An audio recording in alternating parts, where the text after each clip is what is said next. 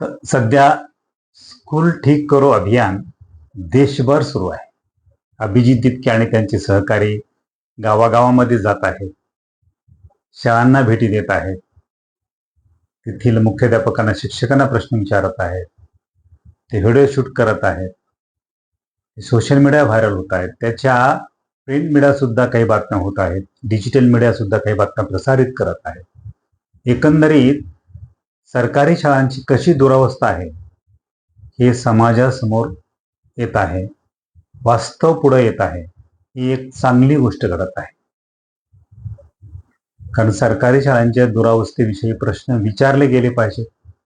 त्याच्यावर नुसते प्रश्न विचारून थांबलं गेलं नाही पाहिजे, तर सरकारी शाळांची दुरावस्था का झाली याचाही शोध घेतला पाहिजे आणि ज्याच्या जबाबदाऱ्या निश्चित केल्या पाहिजे आणि त्यावर उपायही केले पाहिजे. शिक्षकांचे सहकारी बरोबरच काही युट्यूबरही शाळेवर जात आहेत आणि शिक्षकांना मुख्याध्यापकांना धारेवर धरत आहेत.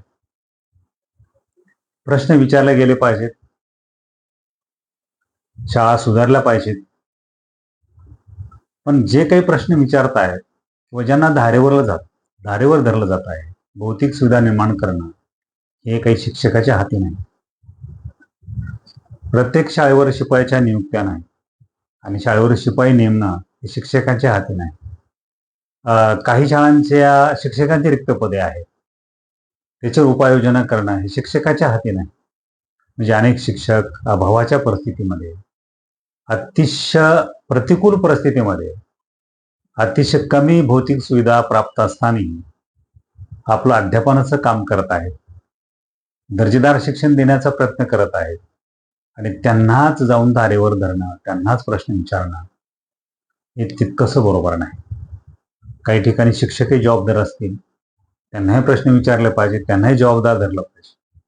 पण भौतिक सुविधा निर्माण करण्याच्या बाबतीत म्हणजे शाळेची इमारत खोली असतील, पटांगण असेल, कंपाऊंड असेल, भौतिक सुविधा म्हणजे शौचालय असेल, पाणीची व्यवस्था असेल, जाण्या येण्याचे रस्ते असतील, हे सर्व निर्माण करणं यासाठी वेगळ्या यंत्रणा आहे आणि ह्या यंत्रणेनं जे काही पापं केलेली आहेत त्या पापाची प्रणिती म्हणून सरकारी शाळांची दुरावस्था आहे.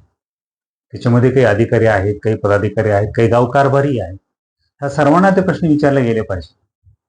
पण शाळेत आल्यानंतर अशा पद्धतीचे प्रश्न विचारणं आणि शिक्षकांना धारेवर धरलं आणि जे काही चित्र शाळांचं पुढे येत आहे त्याच्यातनं अगोदरच सरकारी शाळाविषयी समाज जनमानसामध्ये नकारात्मक प्रतिमा तयार झालेली आहेत, शाळेविषयी निगेटिव्ह दृष्टिकोन तयार झालेले आहे आणि या सर्व माहोलामुळं अजून सरकारी शाळांचं नुकसान मोठ्या प्रमाणात होऊ शकतं आणि याच्यामध्ये खाजगी शाळांचं चांगभलं होऊ शकतं.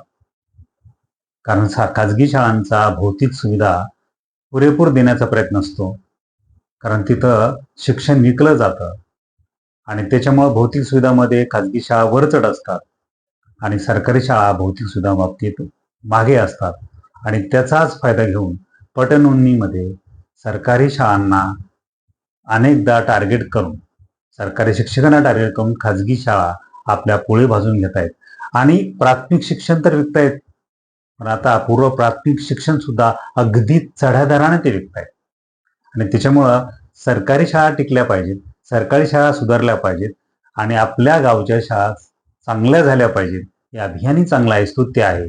परंतु ज्या पद्धतीनं व्हायरल होत आहेत, काही युट्यूबवर जाऊन शिक्षकांना धारेवर धरत आहेत, शाळेच्या वेळेमध्ये जात आहेत आणि निगेटिव्ह दृष्टिकोन तयार करण्याचा काही प्रयत्न करत आहेत, हे सरकारी शाळेसाठी फार हानिकारक आहे आणि याच्यातनं खाजगी शाळा हे शिक्षण फुकट देणार नाहीत आणि तिथं प्राथमिक शिक्षण सुद्धा अगदी चढ्या दराने विकलं जातं, जिथं सरकारी शाळांमधून हे शिक्षण फुकट आणि विनामूल्य दिलं जातं, सक्तीचं दिलं जातं. ते जे काय मूळ आहेत ते मूळ शोधले पाहिजे.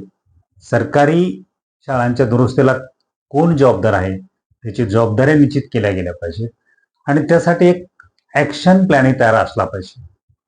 नुसते सरकारी शाळांची धिंडवडे काढून भागणार नाही, कारण सरकारी शाळेचे धिंडवडे काढणार कारण ते सार्वजनिक आहे, त्याच्यामुळं आमचा अधिकार आहे, आम्ही तिथं येणार, शूट करणार आणि वास्तव समोर आणणार.